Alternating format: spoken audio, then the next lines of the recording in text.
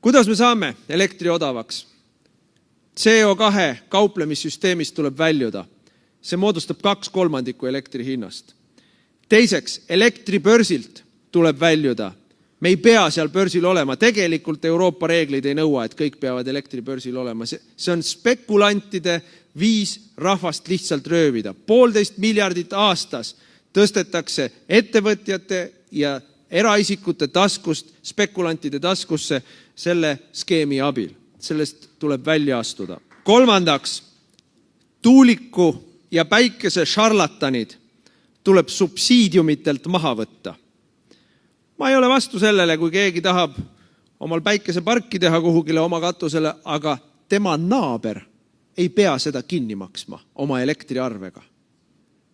Tehke, kui tahate, aga ilma subsiidiumita. Põlevkivi elektrit tuleb toota palju ja odavalt. Senikaua, kuni me saame valmis tuumajaama, mis toodab veel rohkem ja veel odavamalt elektrit. Siis on meil majanduse vundament loodud. Ja loomulikult, kõige kirvem asi, mis teile pähe tuleb, kui te saate elektriarve, ei ole ju mitte elektririda, vaid võrgurida. Võrgutasud on riiklikult reguleeritud, võrgutasud tuleb alla tuua. Seda kõike saab teha, kui selleks on olemas poliitiline tahe.